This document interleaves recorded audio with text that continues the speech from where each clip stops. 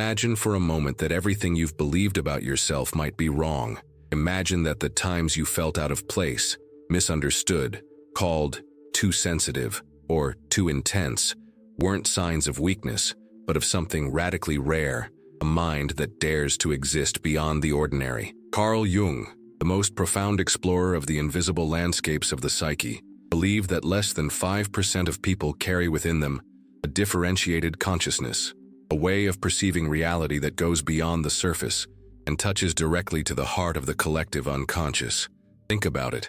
If you recognize yourself in this place, it's not because you're broken, it's because you're advanced. From the beginning of his research, Jung noticed that some individuals lived as outsiders within their own culture. They didn't accept easy answers. They didn't settle for shallow explanations. They couldn't adapt to superficial conversations. They felt too much, thought too much, and saw too much. And for this very reason, they were almost always treated as mistakes. But Jung was incisive. These people weren't defective. They were pioneers. They were seeds of a more evolved stage of human consciousness. While most people live dormant, repeating inherited patterns and obeying the social mask Jung called the persona, these rare souls lived in the tension of searching for something deeper, of touching the truth beneath the skin of the world. Now think about yourself. How many times have you felt suffocated in shallow environments? How many times have you heard phrases like, "You complicate things too much," "You feel too much," "You think too much"? How many times have you tried to adapt and discovered that this adaptation cost you your vitality, your joy, your soul? This is the dilemma that accompanies the rare: to live denying your own intensity to fit into other people's molds, or to embrace the risk of being different and bear the burden of loneliness as the price of authenticity. Jung saw this dilemma as the beginning of a sacred process: individuation, the journey of becoming who you truly are, even if the world doesn't understand. There's a curious detail. Many of these rare individuals told Jung that they believed they were wrong since childhood. From an early age, they were more impressionable, more questioning, more disturbed by contradictions that others ignored. Listening to their stories, Jung noticed a fascinating pattern. The more these people tried to hide their depth, the sicker they became. Anxiety, depression, a feeling of emptiness, symptoms that arose not from a defect, but from the repression of what was most valuable within them. It was as if the unconscious were punishing the attempt to betray one's destiny. And here a micro-conflict arises. What if everything you interpreted as a flaw is actually your greatest strength? What if the very thing you've always tried to tame is precisely the mark of a rare mind? What's more dangerous, continuing to try to fit into a shallow society, or taking on the task of being different in a world that resists difference? Jung believed that these people carried within themselves not only individual traits, but signs of collective transformation. They were like pioneers who walked ahead, paving the way for more people to one day reach the same levels of consciousness. But the price of this pioneering spirit is high. It often translates into isolation, criticism, and a feeling of being a stranger in one's own home. The rare individual looks around and sees a kind of social performance where everyone seems content with masks. They, however, feel that something essential is missing. This sense of lack is, in fact, their compass. Consider the great figures in history who challenged their eras. All were, on some level, outsiders. All experienced the discomfort of not fitting in. Jung saw this difficulty not as a burden, but as a clue. Perhaps the evolution of humanity depends precisely on those who refuse to accept normality as the final answer. They are unwelcome in the present, but indispensable for the future. And here arises another question. How many times have you tried to silence your deepest thoughts just to be accepted? How many times have you smiled when you wanted to ask? How many times have you agreed when you wanted to challenge? What have you lost in the process? Your authenticity, your clarity, or worse, the feeling of being alive? Jung wrote that the privilege of a lifetime is to become who one truly is. But how many truly dare pay this price? Most prefer the comfort of the persona, the mask that fits the gaze of others. The rare few, however, live in restlessness. They know, even without words, that they cannot be content with the superficial. And the more they try, the more the unconscious corrects them, the more symptoms appear, the more the body and mind scream. It's as if the soul is saying, "You were not born to live asleep." The first part of this journey is recognizing the call. It's It's admitting that yes, you feel differently, yes, you think differently, yes, you don't fit in. And this isn't a curse. It's the beginning of a journey. Jung believed that the collective unconscious chooses certain individuals as bearers of a more expanded consciousness to gradually lead all of humanity toward new ways of existing. These individuals are living laboratories of a future that has not yet arrived. But how do you carry this burden without succumbing to it? How do you live in a world that demands conformity while your soul demands transcendence? The conflict isn't just external, it's internal. Part of you craves acceptance. Another part craves freedom. Part wants to rest on convention. Another part craves authenticity. This silent struggle is the mark of the rare. Perhaps you've experienced moments of clarity where everything made sense. When you sensed the energy of a place before anyone said anything. When you noticed the falseness in a smile. When you saw a pattern no one else saw. These moments are proof that your mind touches dimensions that escape the ordinary eye. But soon after, doubt arises. Did I make this up? Am I exaggerating? Doubt is the trap of the ordinary world trying to drown out your perception. Jung would say that in these moments the collective unconscious is testing you. The challenge is to believe in what you perceive, even when no one else does. Consider, what if the world really is too small for your intensity? What if the feeling of being out of place isn't a defect, but evidence that you're living on a level above what society has yet achieved? Jung saw this feeling not as condemnation, but as an invitation to become what he called a differentiated individual, someone who, unable to live on the surface, becomes a guide to a new path. Ultimately, this first revelation is an awakening. You are not broken. You are in transition. You are not fragile. You are rare. And if you learn to embrace this rarity, you may discover that your pain has always been proof that there was something greater pulsing within you. But the question that remains, and one that Jung poses to us over time, is this: how can we truly recognize these signs that differentiate the rare from the common? What are the invisible marks that betray the advanced architecture of the soul? What if, by recognizing them, you discover that everything you believed to be a defect was actually the sign of a calling? This is the gateway to the next stage of the journey. It's the point at which we stop asking, "What's wrong with me?" and start asking, "What isn't the world ready to see in me yet?"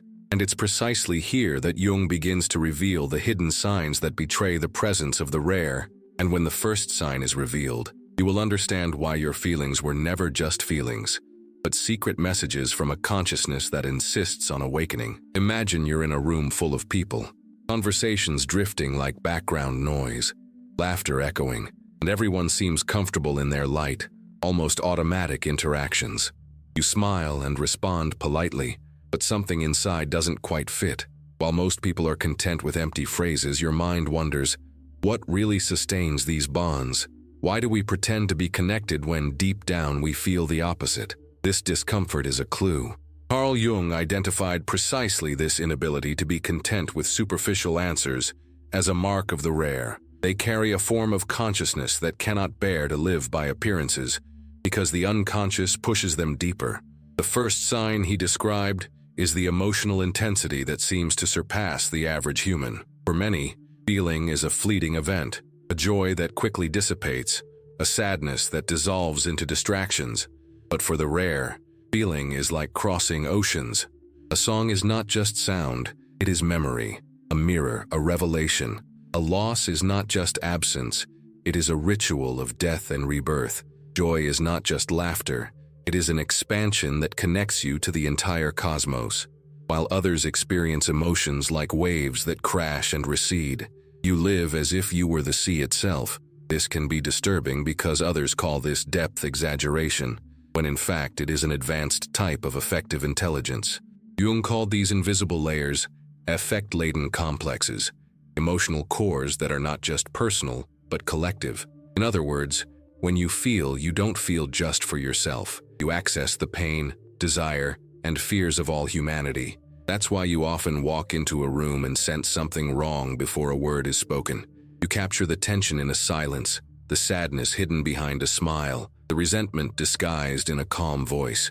For you, nothing is neutral.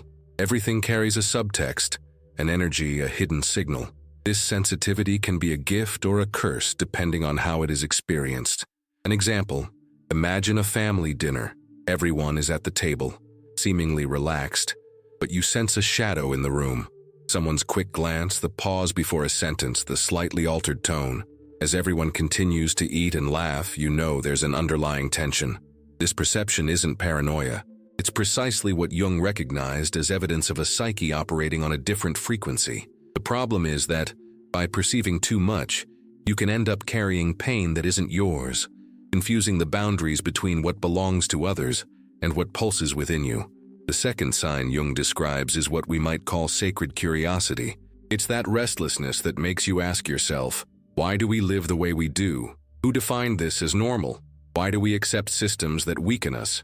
While most people conform, you question. This can be uncomfortable because your questions aren't light. They deconstruct certainties. You look at a toxic relationship and ask, why is this person still here? You observe an unjust social structure and can't ignore it. You perceive falsehood in social interactions and feel repulsed.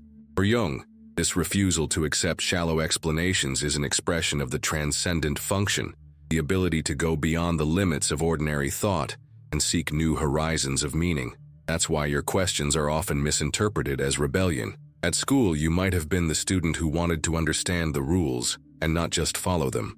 At work, you might be the person who can't accept a purposeless, mechanical routine. In relationships, you might be the one who always wants to talk about what really matters, even when others prefer to keep things superficial. Society calls this being difficult. Jung called it being in touch with the higher dimension of the mind that doesn't accept illusion as an answer. But this curiosity exacts a price. How many times have you felt isolated because your questions unsettled others? How many times have you noticed uncomfortable looks because your depth forced someone to face truths they'd rather avoid? The conflict is there. You can keep quiet so as not to disturb, or you can keep asking and accept the loneliness that often accompanies such boldness. And perhaps therein lies the crux. Your curiosity isn't just intellectual, it's almost spiritual.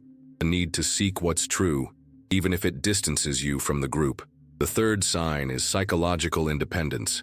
Jung said that the most terrifying thing for a human being is to accept themselves completely. But for some, this isn't a choice, it's a necessity. Often this independence is born of pain. Perhaps you've faced rejection, abandonment, or simply never felt understood. And instead of losing yourself in this emptiness, you built an internal fortress.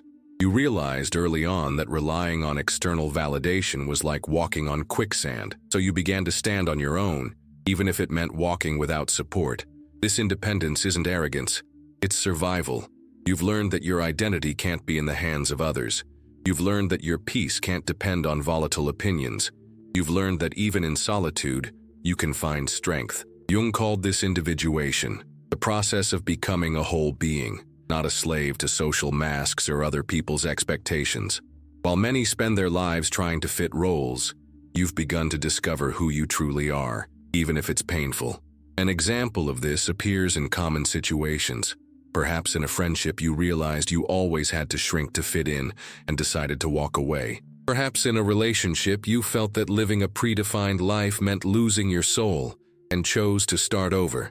These moves may seem selfish to those who don't understand, but Jung would say they are steps of courage, because individuation requires abandoning the illusion of pleasing everyone to preserve your inner truth. And here the conflict arises again. To what extent can this independence turn into isolation? How can we find a balance between being authentic and, at the same time, not closing all doors to the world? Jung didn't see individuation as selfishness, but as the only real basis for building true relationships. After all, if you don't know yourself, who can relate to another?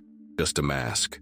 These first three signs, emotional depth, sacred curiosity, and psychological independence, are the foundation of the rarity Jung described. They explain why you feel out of place, why your questions bother you, why your emotions seem too intense. But at the same time, they show that you are not a mistake. You are someone living on the edge of a psychological future that most have not yet reached. And perhaps the question that resonates now is this: if you've recognized something of yourself in these signs so far, what comes next? If deep feeling, incessant questioning, and standing up for yourself have already marked your life, what gifts still lie hidden within your psyche, ready to reveal themselves? Jung made it clear that these signs are just the beginning. the surface of something even more enigmatic. In the next stage, we'll delve into even more hidden abilities, gifts that act like psychic antennae and transform the way you perceive the world. What if what you call sensitivity is actually an advanced form of perception? What if the things the world despises about you are precisely the tools life has given you to see the invisible? Perhaps the most disturbing question is, what would you do if you discovered that your mind was already prepared to access dimensions that most people don't even suspect exist? What if what you call oversensitivity isn't a weakness, but a secret psychic technology your mind has silently developed? What if the way you perceive what's hidden, a glance, a pause, an awkward silence in a conversation, is proof that the unconscious has already opened doors for you that remain closed to almost everyone else? Jung believed that intuition wasn't just an abstract quality, but a legitimate psychological function. He said intuition was perception through the unconscious, an ability to capture images and possibilities that have not yet been spoken.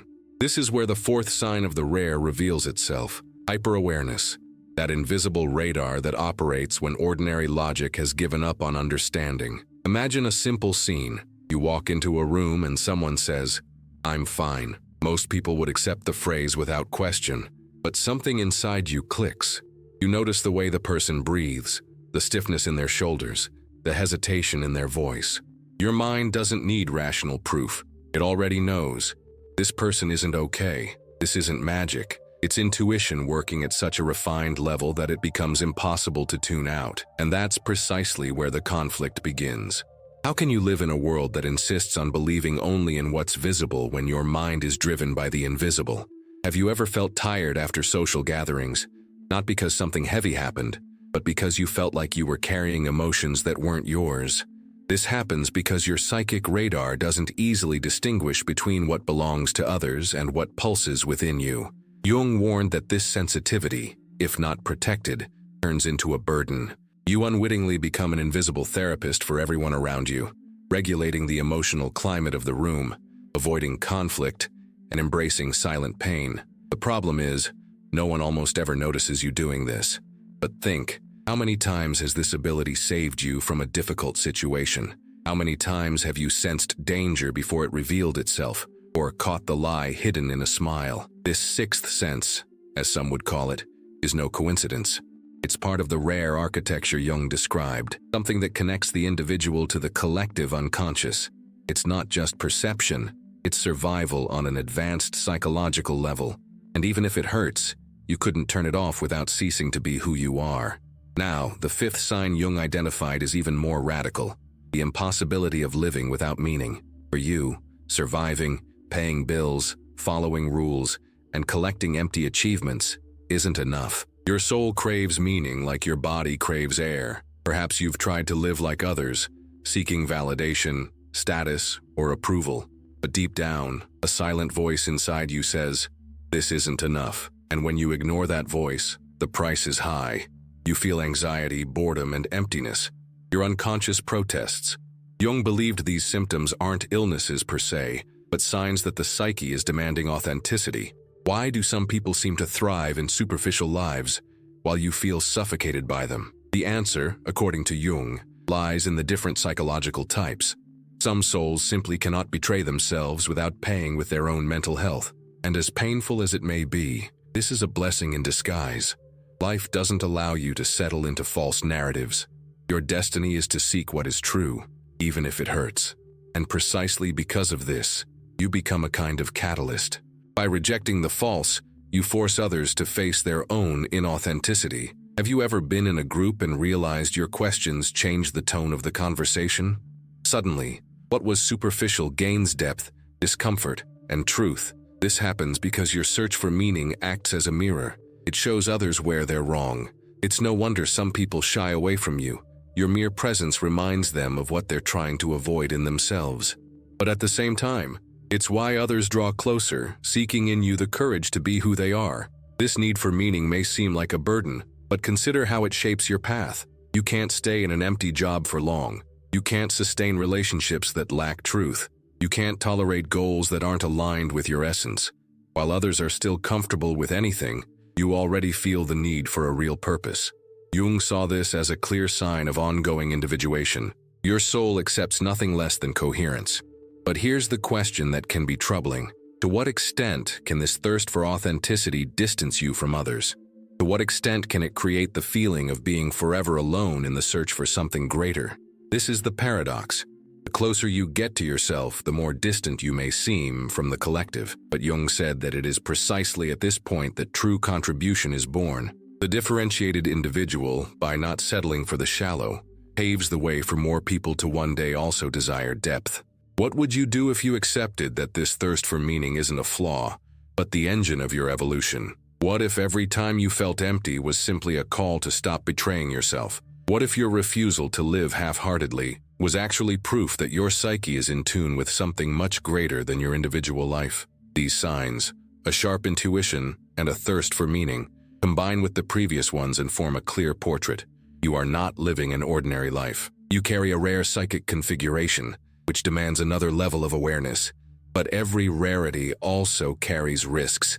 The sensitivity it reveals can be exhausting. The search for truth can be isolating. Profundity can seem like a maze with no exit. And that is why Jung warned, recognizing who you are is not enough. You must learn to integrate, protect, and discern. And perhaps this is the most important question now: how to live in balance when you carry gifts that seem to weigh more than they liberate. How to transform your sensitivity into strength, your intuition into wisdom, your search for meaning into a path, without letting all of this become a burden. In the next stage of this journey, you will discover that the evolution of the rare soul is never smooth. It manifests itself in continual deaths and rebirths, in the feeling of abandoning old versions of yourself, in the painful experience of losing people and environments that cannot keep up with your metamorphosis.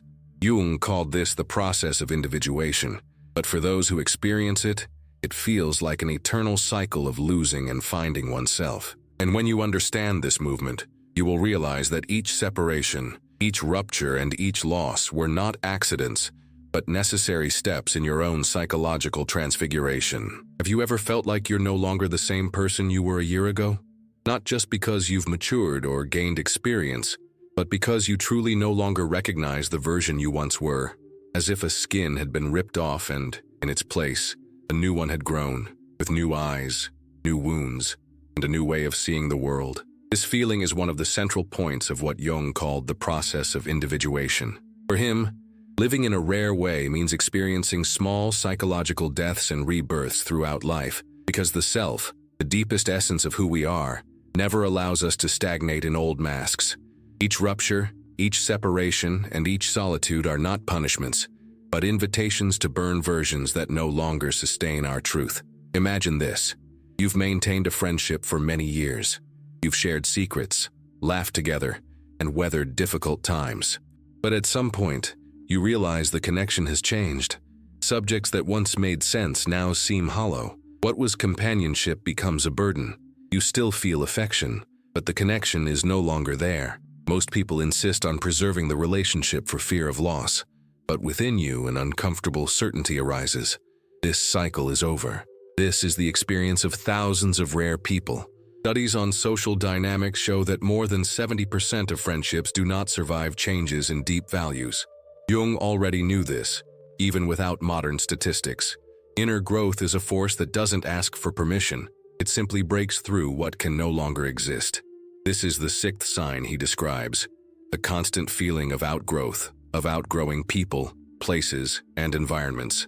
You become incompatible with contexts that were once your home. It's painful because it doesn't mean ingratitude. It's not a lack of love. It's evolution, and evolution is relentless. Jung described this process as symbolic death. You need to let the version of yourself that fit in that space die so that a new form of life can be born. But ask yourself, how many times have you tried to remain in places that no longer held life for you? And how many times has this drained your energy, your health, and your mind to the limit? This process is shocking because it confronts the greatest human fear: loss. Not just the loss of people, but the loss of who we believed we were. Jung said that individuation requires courage because it forces us to let go of the definitions that made us recognizable. When you leave a job that doesn't align with your essence, you also lose a social identity. When you abandon an empty relationship, You lose the image others had of you. Every choice of authenticity seems, at first glance, like an amputation, but in the silence of pain, something new begins to grow. This is where the seventh sign manifests itself, transformative presence. Jung compared the encounter of two personalities to a chemical reaction. When two substances come into contact, if there is affinity, both are transformed. Likewise, when a rare person allows themselves to exist authentically, their mere presence alters others. Think about how many times someone has said to you, "I feel different after talking to you." This is no empty compliment. It is the effect of your psyche acting as a catalyst. You don't just listen, you witness. You don't just converse. You create space for the other person to see parts of themselves that were previously hidden. But there's a hidden risk to this. Jung observed that individuals with this capacity often burn themselves out. They offer so much space to others that they forget to ask for space for themselves. This is what contemporary psychology calls helper syndrome, a tendency to become a constant support system until you feel empty. Have you ever experienced this? Have you ever found yourself carrying problems that weren't yours, simply because you couldn't let them go? The irony is that while transforming others, you may forget to transform yourself, and there's something surprising about this. Modern research shows that highly empathetic people have much higher rates of emotional exhaustion and anxiety disorders. A 2018 study published in Journal of Abnormal Psychology revealed that individuals who describe high relational sensitivity have up to a 50% greater risk of developing depressive symptoms if they don't learn to set boundaries. Jung had already intuited this decades earlier. He said that compassion without discernment turns into useless sacrifice. The eighth sign described by Jung is perhaps the most mysterious, the persistent feeling of an undefined purpose. It's like an inner voice whispering, "You were born for something greater," even when there's no clarity about what exactly that means. Have you ever felt this calling? A restlessness that prevents you from conforming, even in seemingly stable situations? Jung believed this calling was the expression of the self seeking to realize its wholeness. It's not about fame, money, or recognition. It's about aligning with what's essential. This voice can be disturbing because it rarely offers ready-made answers. It doesn't say, "Do this" or "Go this way." It simply insists, day after day, that there's something to be accomplished. And when you try to ignore it, symptoms appear. Jung reported that people who denied their calling developed profound crises, ranging from psychosomatic illnesses to emotional breakdowns. The psyche cannot bear to live against itself. But think about moments in your life when everything seemed fine on the outside, but inside there was a void that nothing filled. This emptiness is the echo of a purpose yet to be lived. It's a reminder that your life isn't just about biology, routine, and survival. It's a stage where something greater tries to express itself through you. Conflict is inevitable. You can take the easy way out, satisfying external expectations, or you can dive into the unknown and try to decipher what your soul is asking for. But what happens when you decide to heed this call? Almost always, the first consequence is estrangement. You start saying no to things you once accepted. You start withdrawing from environments where you once belonged. You start preferring solitude to empty company, and others find it strange. They perceive your change as a threat because it forces them to question their own conformity. That's why people often ask you to go back to the way you were, but you know you can't. Once the eyes see, there's no unlearning the vision. This process of continuous transformation is comparable to a cycle of death and rebirth. Interestingly, ancient rituals describe this movement symbolically. Among the Egyptians, the god Osiris was dismembered and then reborn, representing the eternal cycle of the psyche. Among indigenous peoples, rites of passage involved symbolic deaths, such as isolation in the forest, fasting, or physical trials. Jung saw in these rituals echoes of what happens internally to rare souls. They cross invisible deserts to be reborn closer to their essence. But can you accept the discomfort of this process? Can you live with the loneliness that comes with authenticity? Can you endure the silence of those who don't understand your change? This is the question that separates the common from the rare. The common prefers the safety of repetition. The rare takes risks in crossing the unknown. And here comes an unexpected fact. Research on psychological change shows that the human brain has a natural resistance to disruption. Neuroscience calls this status quo bias. Studies indicate that even when faced with choices that could improve their lives, more than 80% of people prefer to maintain the status quo. This helps to understand why your transformation is so disturbing. While others cling to the familiar, you are pushed by the unconscious to cross the line. Your mere courage already poses a threat to the artificial equilibrium of those around you. But remember, Jung didn't see this process as punishment. He saw it as destiny. For him, rare people aren't just different individuals. They are pioneers of collective consciousness. Every time you refuse to live a lie, you expand the realm of what's possible for humanity. Every time you choose authenticity over conformity, you plant seeds of the future. Your discomfort is both personal and collective. And perhaps the most disturbing question is, can you bear the thought that your life isn't just yours? That every decision you make toward authenticity reverberates in the collective unconscious, creating space for others to awaken as well. This is the burden and the gift of the rare. They walk not only for themselves but for everyone. They cross deserts so that others may find ready paths. They endure ruptures so that the future holds more options for true life. Jung believed that the psyche rarely chooses a comfortable destination. It chooses what is necessary. And that's why the signs we've explored so far aren't just descriptions of traits. They're reminders that your life is in motion, even when you try to stop. You can't freeze a rare mind. It will expand whether you want it to or not. And each expansion requires a death. Each death brings a rebirth. Each rebirth brings you closer to the self, the wholeness that Jung said was the true purpose of existence. But the question remains unsettling. What happens when this rarity is unbalanced? What happens when such intense gifts are lost in excess, arrogance, or pointless sacrifice? Jung knew that even the most advanced can become prisoners of their own shadow, and it is precisely this shadow that awaits us in the next part of the journey. Because if up until now we have spoken of gifts and signs of advancement, next we will need to look at the dangerous side of this rarity, the hidden patterns that can transform your strength into imprisonment and your sensitivity into suffering. Have you ever realized that even your greatest gifts can become traps? That what makes you rare can also imprison you if not lived consciously? Jung always warned that the unconscious is not only a source of wisdom, but also of shadow. For him, the shadow is not just the dark side, but the sum total of everything we repress, deny, or ignore within ourselves. And the rarer the mind, the more dangerous the shadow becomes when left unchallenged. Because the more light a consciousness carries, the darker the territory that forms behind it can be. It is at this point that the central conflict of the rare life is revealed, learning to integrate before rarity itself becomes a prison. One of the first dangers is a superiority complex. When someone begins to realize they feel more, think more, and question what others accept without resistance, the temptation arises to believe this is proof of being better. But Jung knew that the ego, by appropriating rarity, creates a wall that separates and isolates.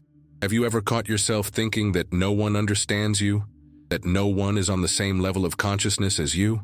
This thought may seem true at times, but if it becomes certainty, it's poison.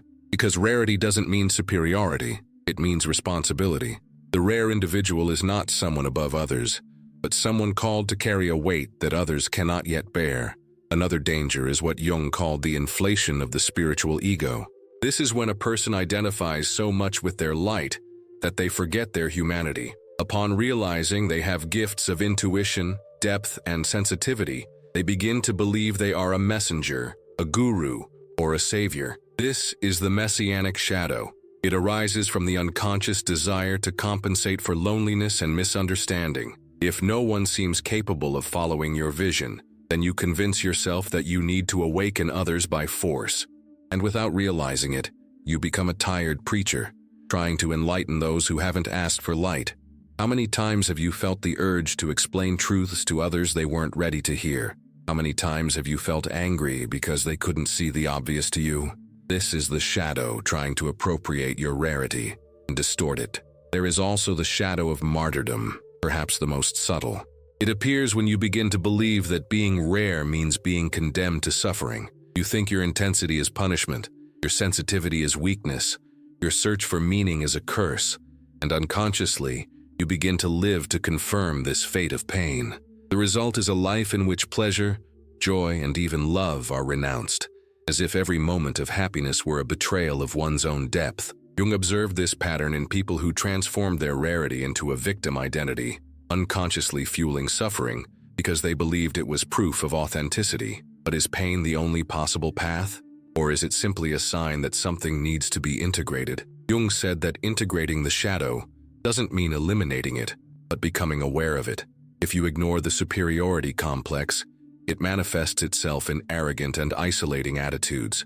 If you ignore the messianic shadow, it consumes you with frustration and exhaustion.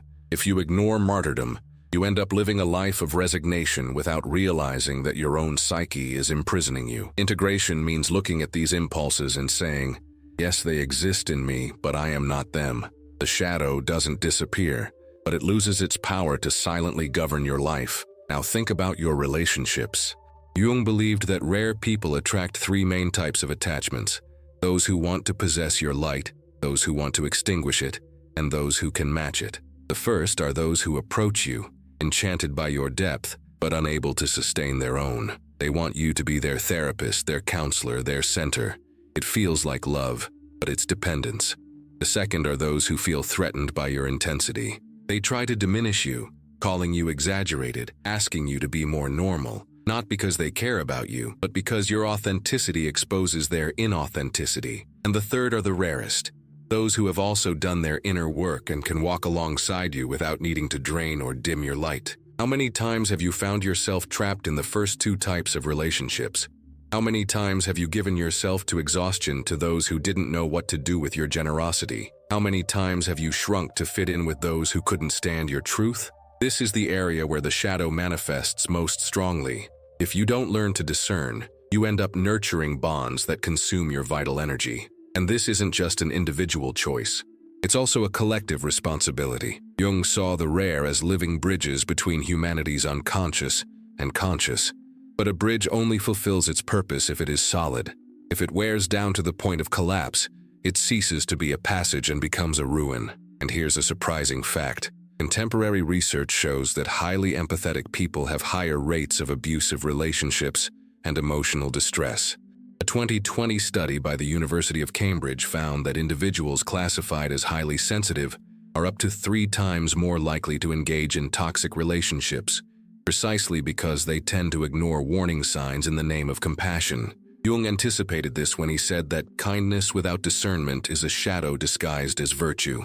The big question is, do you know how to recognize who can truly accompany you? Do you know who approaches to walk beside you and who merely wants to bask in your light? The rare person, when he doesn't integrate the shadow, infuses generosity with total surrender. He gives himself without measure and then feels empty. And in this emptiness, the shadow grows. But when you learn to discern, you realize that protecting your own energy isn't selfish.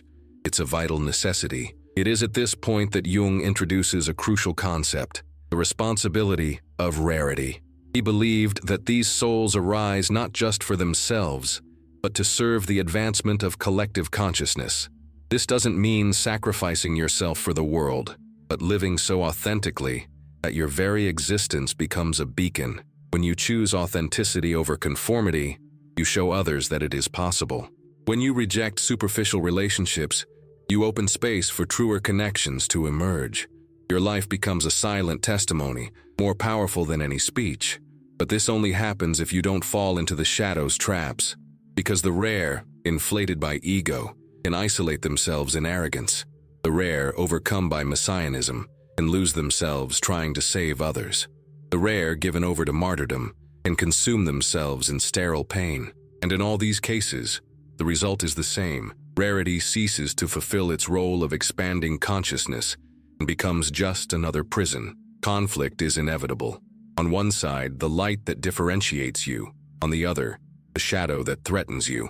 Integration doesn't happen all at once. It's a slow, often painful process of recognizing limits, accepting contradictions, and learning to live in balance. Jung believed this process was true psychological maturity. Becoming whole isn't about living only in the light, but accepting that within you there is also darkness, and that only by facing it can you truly be free. And perhaps this is the greatest paradox. Its rarity doesn't make it immune to pitfalls. On the contrary, it makes it even more vulnerable. The greater the light, the greater the shadow. The deeper the gift, the more subtle the danger. and this requires constant courage. The courage to ask oneself, what in me is still unconscious? What am I projecting onto others? What am I denying for fear of seeing? Jung said that, no one becomes enlightened by imagining figures of light, but by making darkness conscious. This is the task of the rare, to look within without running away from what they find, because only then does rarity cease to be a burden and become destiny. And here lies the question that leads to the next stage. What happens when these rare individuals are able to integrate the shadow and live their rarity consciously? What happens when they cease to be prisoners of the unconscious and truly become beacons of humanity? This is what Jung saw as the ultimate destiny of the rare, not just to survive their own intensity, but to become living agents of the evolution of consciousness. And it is this dimension of destiny that we will explore next, when the weight of rarity transforms into a mission and solitude becomes a collective path. What if you held in your hands the proof that everything you always thought was a weakness was actually your greatest strength? What if every moment you felt too much was actually confirmation that you were born to carry a level of consciousness few can bear? Carl Jung spent his entire life trying to reveal this, that rarity is not a defect, but destiny. The destiny of those who carry within themselves the responsibility of being a bridge between the collective unconscious and the awakening of humanity. We've reached the end of this journey, and this is where the pieces come together. So far, we've explored the signs, the pains, the pitfalls, and the shadows that accompany the rare individual. But if the story ended simply with recognition, it would be incomplete. Because knowing you're rare isn't enough. The real challenge is, what will you do with it? How can you transform this awareness into practical life, into real choices, into attitudes that change your trajectory and, indirectly, the trajectory of the world? The first step of the strategic plan is daily recognition. Every morning, before getting lost in commitments, social media, and distractions, stop for 2 minutes and ask yourself, am I living as a mask or as my essence? This simple question, repeated daily, acts as a compass. Jung said that the unconscious communicates through subtle signals, and if you don't cultivate moments of pause, these signals are lost. The habit of self-reflection is the root of individuation. The second step is discernment in relationships. You already know that you attract 3 types of people: those who want to possess your light, those who want to dim it, and those who can match it. Apply this actively. Observe who makes you feel lighter and who leaves you exhausted. Make lists if necessary.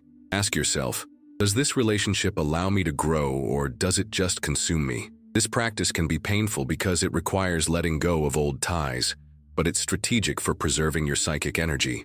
The third step is shadow integration. This means recognizing within yourself the impulses of superiority, messianism, and martyrdom. Write down in a notebook each time you notice these tendencies in your life, not to punish yourself, but to become aware. Awareness is the most powerful weapon against the shadow.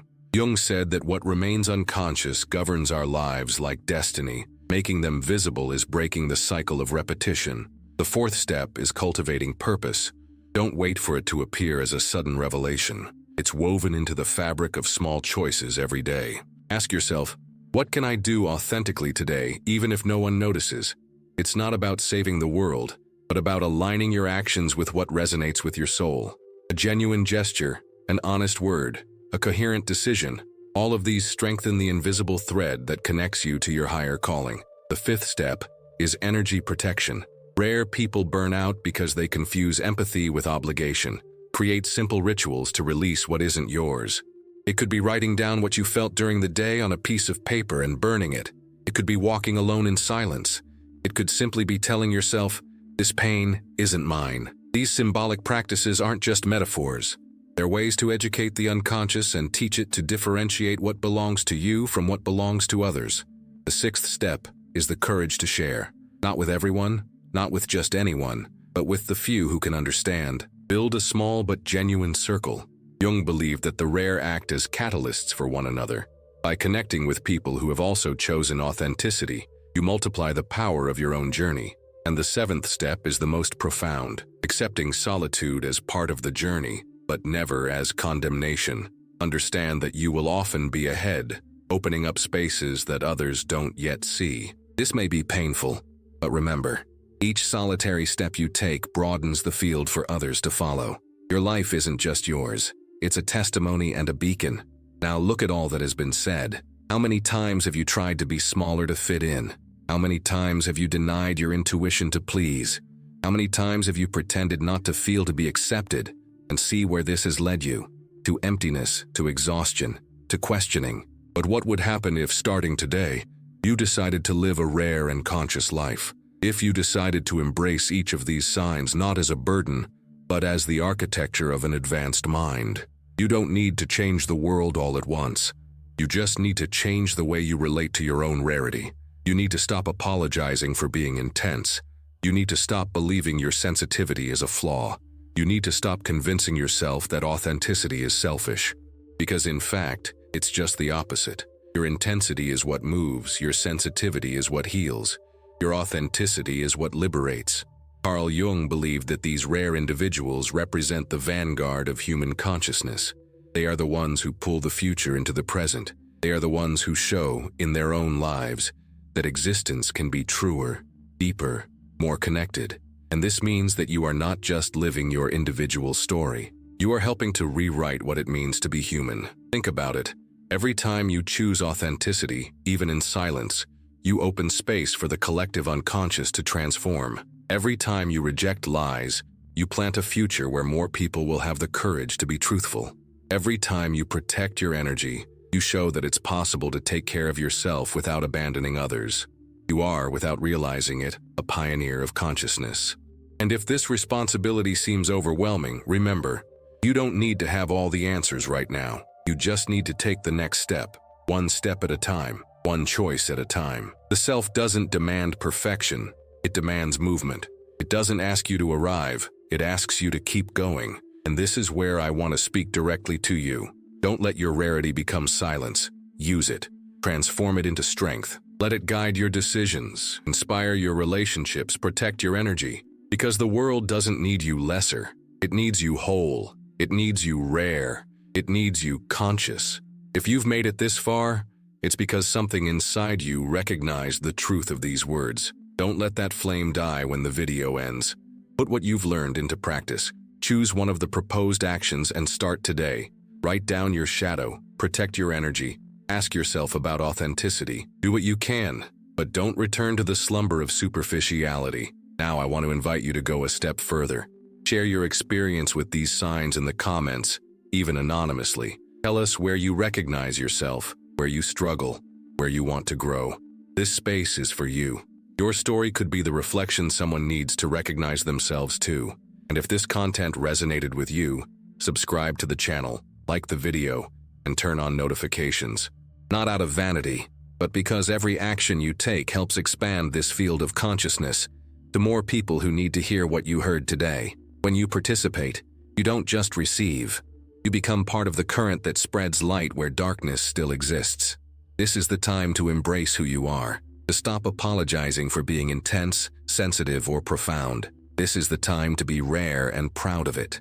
Because as Jung said, the privilege of a lifetime is to become who you truly are. And that privilege is before you now. Don't run away from it, embrace it. And let's continue this journey together. Subscribe, like, comment, and remember, you're not too much. The world still has too little, but that's exactly why it needs you.